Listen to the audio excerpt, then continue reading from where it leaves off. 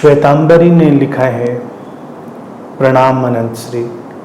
जब भी मैं मेरे बेटे को देखती हूँ, मैं जीवन को तटस्थता से और साक्षी होकर नहीं देख पाती हूँ। पूरा मन उसकी ओर खींचा चला जाता है और एक अजीब सी चिंता उसके लिए बनी रहती है। ये माँ के लिए एक अस्तित्वगत रचना है या मेरी कमजोरी है? पिछले 10 सालों से मैं उसके लिए चिंता से ग्रस्त ही रहती हूँ। कृपया मार्गदर्शन करें।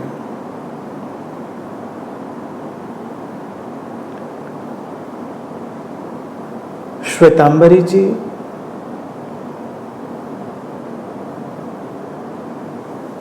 माँ का जो हृदय है ये उसका एक पक्ष है, छोटा सा पक्ष।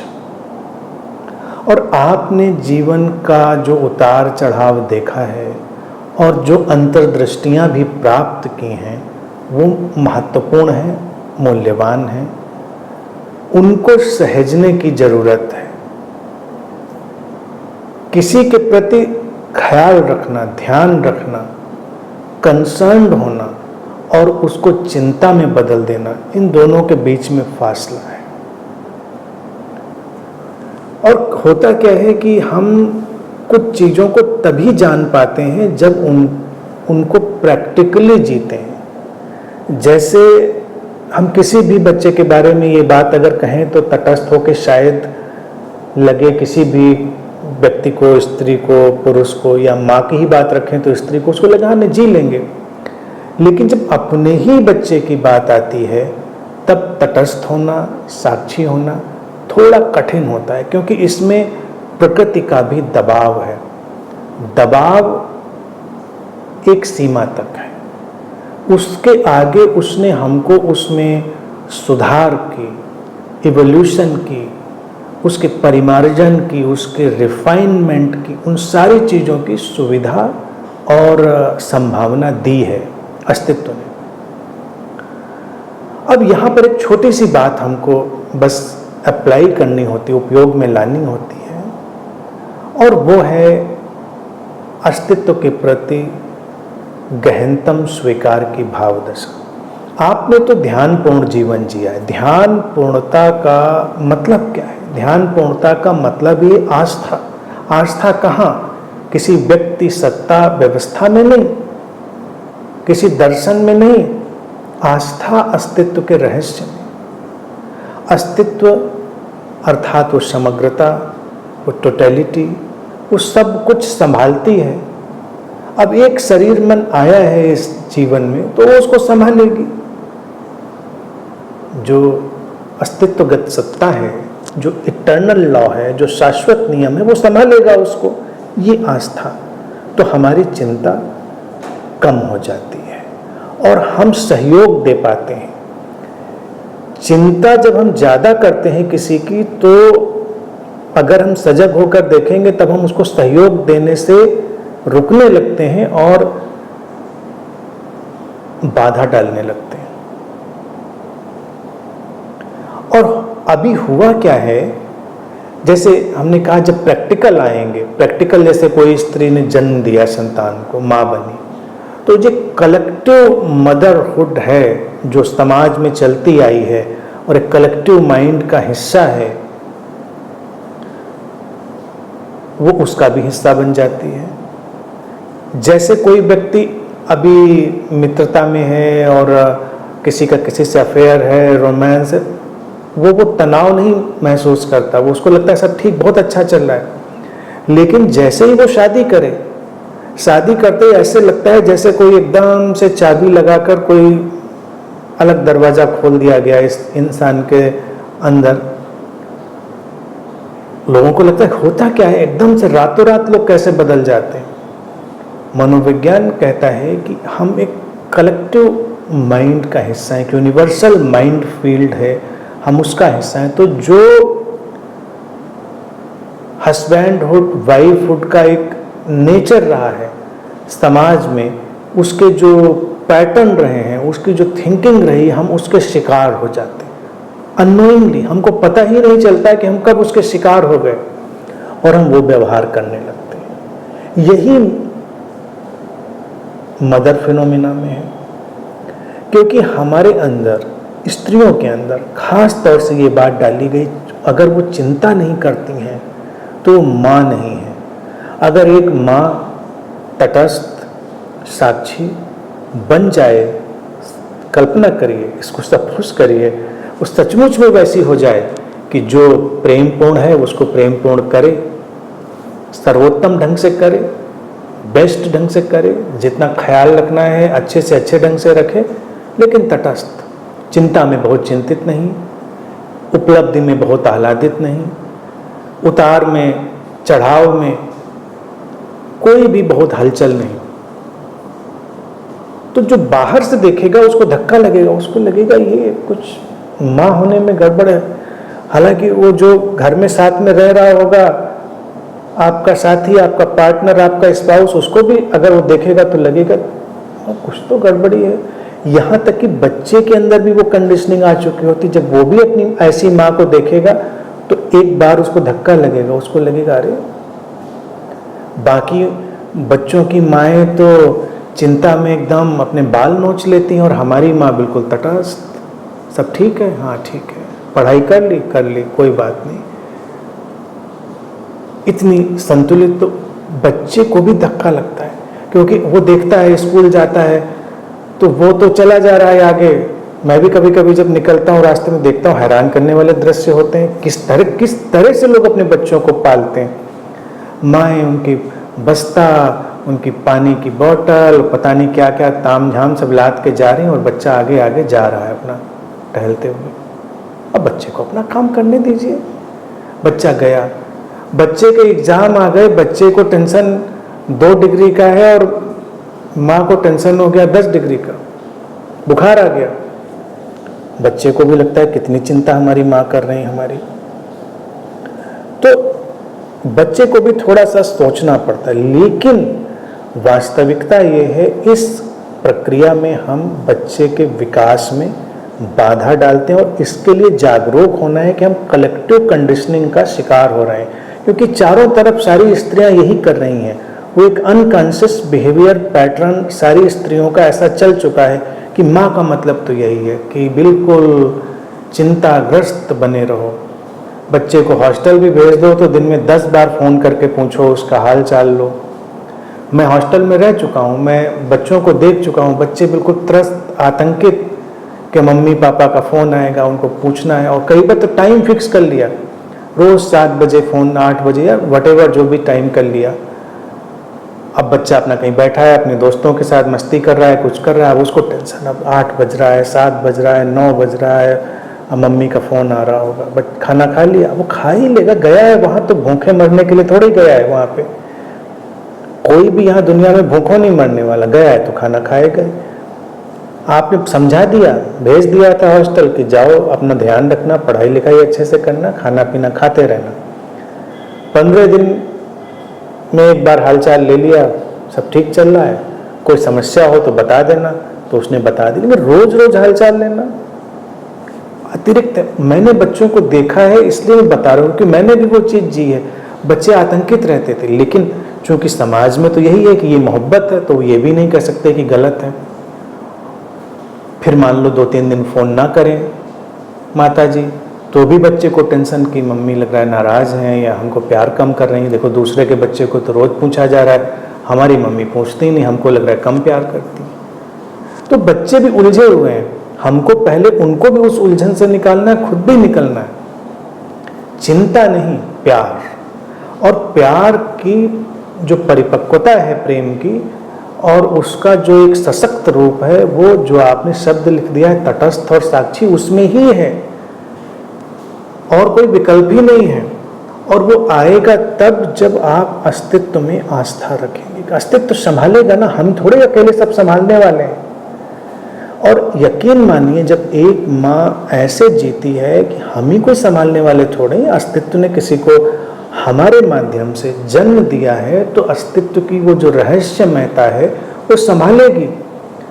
तो उस माँ का एक्सटेंशन इतना बड़ा हो जाता है न जाने कितने हाथ उसके हाथ बन जाते हैं, न जाने कितनी आँखें उसकी आँखें बन जाती हैं, न जाने कितने हृदय उसका हृदय बन जाते हैं, और सब कुछ संभाल लिया जाता है। आप ही सब कुछ करेंगे तो ये तो बहुत बड़ी कमजोरी है, और यूं देखा जाए गरीबी भी है। एक माँ को अगर लगे कि मैं ही सब कुछ करूँगी तो बहुत बड़ी गरीबी हो गई। बच्चे को तो इस तरह से विकसित करना है कि पूरा अस्तित्व उसके लिए माँ बन जाए, और बनता है ऐसा, ऐसा नहीं, ऐसा होता है। इसको मैंने प्रैक्टिकली देखा है, जिया है। फॉर्चुनेटली मैं ऐसे ही परिवार में पैदा हुआ। कभी कभी मजाक में मैं कह देता हूँ कि ऐसा था। माँ को तो मैंने नहीं ज़्यादा देखा, फिजिकल मदर को। फादर हमारे वो इतने ही तटस्थ थे, और इतने क्या, इससे भी ज़्यादा तटस्थ थे। तो कई बार धक्का मुझे भी बचपन में लगता था, विचित्र प्राणी हैं ये भाई। हम स्कूल से आए, कितना भी अच्छा रिजल्ट आया हो, और उनको बताने की कोशिश करें कि रिजल्ट आ गया, हमारे इतने मार्क्स आ गए, वो अपना काम, हाँ ठीक है आ गए ना, ठीक ठीक ठीक। बड़ा धक्का लगता था उस बचपन के टाइम मुझको। बताइए, बाकी बच्चों घर में पार्टी हो रही है, सब मस्ती हो रही है, हमारे हम बता रहे हैं कि हम इतना अच्छा रिजल्ट है, हाँ ठीक है हो गया ना। हर चीज में ऐसे कोई भी जीवन के पहलू में बहुत लल्लो चप्पो वाला माहौल हमने देखा, जिया ही नहीं। बस वो आए, पूछा सब ठीक है, ठीक है, और कुछ चाहिए, नहीं चाहिए, बात खत्म। यहाँ तक कि जब मैं यूनिवर्सिटी में आ गया, यूनिवर्सिटी के हॉस्टल में, तो जाते थे, जाहिर सी बात है उस समय तो पैसे लेने ही होते थे घर से। तो हम उतरे, गए फादर के पास, उनसे पूछा कि वो मुझे देखते ही समझ जाते थे, शक्ल मेरी देख के कि अब ये आया है तो पैसे लेने आया होगा, और तो कोई मतलब और भी काम हो सकता था, मिलने भी जा सकते थे। लेकिन यूजुअल कोर्स में हॉस्टल वाले बच्चों का यही हाल होता था। तो हमारी शक्ल देखते ही पूछते कितने पैसे चाहिए, हमने बता दिया, उन्होंने पैसे पकड़ा दिए। और अल्टीमेट चरम तटस्थता का ये था, किसी को देख के वो बड़ी निष्ठुरता भी लग सकती, लेकिन चरम तटस्थता का, एक बच्चा 2 महीने 3 महीने के बाद आपसे मिलने आया है, और आपने सीधे उससे पूछा कितने पैसे चाहिए, हमने कहा इतने पैसे चाहिए, उन्होंने पैसे पकड़ाए। पूछते थे और रुकोगे जाओगे, तो अगर रुकना होता है तो तुम कहता रुकूंगा, तो कहना ठीक है रुको। अगर उसी समय, यानी कि अभी अभी मैं कदम रखा हूँ और अभी अभी हिसाब किताब सब हुआ है, और उसी समय अगर मैंने कहते बस निकलूंगा ही आज, कहते निकलो फिर, चाय वाय पी लो, नाश्ता वास्ता कर लो, खाना वाना जो खाना, निकलो फिर, निकल जाते थे। बाद में हम भी सोचते थे कि विचित्र आदमी है भाई ये, कोई मोह नहीं, बाकी बच्चों के यहाँ तो इतना लाड़ प्यार होता है, हमारे यहाँ तो। लेकिन श्वेतांबरी क्या है, उसका परिणाम जो अस्तित्वगत मैंने देखा, हर तरफ माँ का हृदय, हर तरफ माँ के हाथ, पिता के हाथ, वो मुझे हर तरफ मिलते चले गए। जैसे मैं आगे गया जीवन में, कभी भी मुझे ऐसा नहीं लगा कहीं किसी चीज़ की कमी है, किसी संबंध की कमी है, किसी प्रेम की कमी है, किसी व्यवस्था की कमी है। क्योंकि शायद अनजाने में ही सही, या जानकर, या अस्तित्व की योजनागत ढंग से उस परिवार में जहाँ मैं आया, और माँ से रूबरू नहीं हुआ लेकिन पिता से ही रूबरू हुआ, तो उन्होंने जिस तटस्थता से, अब उसमें साक्षी था नहीं था मैं नहीं जानता, लेकिन उसी तरह से अपब्रिंगिंग हो गई, हर चीज़ में बिल्कुल तटस्थ। तो उसका परिणाम ये हुआ कि उनके बच्चे को कोई परेशानी नहीं हुई। यानी कि आज की तारीख में भी अगर आप देखिए, हर तरफ, हर निगाह, आप ही लोग जुड़े हैं, सब इतने लोग, हर निगाह में वही, किसी की निगाह में माँ का भाव है, किसी की निगाह में वो पिता का भाव, मित्र का भाव, मतलब एक भाव का एक समंदर बहता रहता है। और मुझे आज तक किसी भी बात के लिए कुछ भी कहना नहीं पड़ा किसी से, घर में भी नहीं कहता था। जैसे कि उदाहरण के लिए बता रही, ये अपब्रिंगिंग का एक स्टाइल हो सकती है बच्चों की। जैसे मैंने अपने फादर से भी कभी कुछ नहीं मांगा, कोई चीज़ नहीं, कपड़ा नहीं, पैसे की बात जो मैंने उठाई थी वो भी मैं पहुंचता था केवल शक्ल दिखाने, वो मेरी शक्ल देख के ही समझ जाते थे कि इसीलिए आया होगा, लेकिन मांगता नहीं था मैं, मांगने की नौबत नहीं आती थी, अपने आप हो जाता था। वो अपने आप कपड़े ला के देंगे, अपने आप मुझे सामान देंगे। और कभी कभी इतना हैरान करने वाली चीज होती थी, इवन मेरा स्कूल मटेरियल, अब उनको क्या पता कि स्कूल मटेरियल, मेरी कॉपी खत्म हो गई, मेरी पेंसिल खत्म हो गई, मेरा पेन खत्म हो गया, या मुझे ये चाहिए। तो इससे पहले कि मैं उनके सामने बात रखूं कि मुझको ये सब चीज चाहिए, उसके पहले ही वो बात आ जाती थी कि सामान चाहिए हो तो ले लेना, चले जाना वहाँ। और ये परिदृश्य फिर आज की तारीख तक वैसे ही कायम है। अपने आप कुछ भी जो होना है उसके पहले ही सब हो जाता है, और सब हर हाथ वो प्रेम का एक्सटेंशन हो गया है। तो ये मदरहुड का एक अलग नेचर है, उसको एक कॉस्मिक मदर में कन्वर्ट करिए। ट्रस्ट करिए कि आप इतने जरूरी नहीं हो जरूरी, कि बात को समझें थोड़ा संतुलन के। जरूरी का मतलब ये नहीं कि आपको परमानेंट उसके साथ में रहना है। आपकी भावना को, आपकी संवेदना को, आपकी जो प्रेम की सारी धाराएं हैं उनको उसके साथ रहना है, और फिर आपकी उन सारी प्रेम की चीज़ों का एक्सटेंशन बच्चे को जगह जगह पर मिलेगा। तो चिंता इसलिए हटा लेनी, फिर एक चिंता इसलिए भी हटा लेनी है कि वो अपने फॉर्मेट को पूरा करने के लिए, अपनी नियति को पूरा करने के लिए यहाँ पर है। होगा, करेगा, चलेगा, कर लेगा, इतनी परवाह करने की ज़रूरत नहीं है, सब हो जाता है, बहुत अच्छे से हो जाता है। तो अभी क्या है ना कि ये हर स्त्री जीवन के किसी न किसी मुकाम पर उस कलेक्टिव माइंड फील्ड का शिकार हो जाती है। वहाँ पर वो वाइफ होकर वाइफहुड, कलेक्टिव वाइफहुड का शिकार हो जाती, मदर होकर कलेक्टिव मदरहुड का शिकार हो जाती। वो माइंड फील्ड बहुत इवॉल्व तो नहीं है, क्योंकि उसमें इवॉल्व मदर, वाइफ, हस्बैंड या जो भी हैं, ब्रदर, सिस्टर, किसी को भी आप उसमें ले आए, वो कलेक्टिविटी का हिस्सा होते हैं। तो इवॉल्व वाले पैटर्न कम होते हैं, बाकी पैटर्न ज़्यादा होते हैं। तो हम उन जो निगेटिव या डाउन साइड पैटर्न्स हैं उनके शिकार ज़्यादा होते हैं। तो उसको बहुत कॉन्शियसली हमको हटा देना है, उस लेयर को काट देना है, और उस लेयर के पीछे वो मदर नेचर है, जो कॉस्मिक मदर नेचर है, जो आस्था के साथ जीता है, परिपूर्ण आस्था के साथ जीता है, बहुत हाय तौबा नहीं मचाता। ठीक है, आया है जीवन में तो अच्छा कुछ करेगा ही।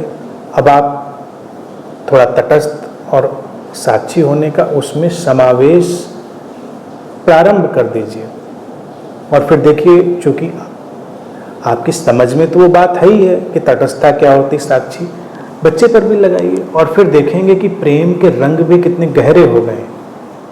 थोड़ी देर प्रारंभ में बच्चा भी विचलित होगा, तो उसको थोड़ी देर विचलित भी होने दीजिए, लेकिन थोड़ी देर में वो सेटल्ड हो जाएगा। कुछ वक्त में उसको लगेगा कि ये प्यार जो है ये बहुत गहरा है। जब वो स्कूल जाए, उसका बस्ता, बोतल, टिफ़िन सब उठा के मत जाइए।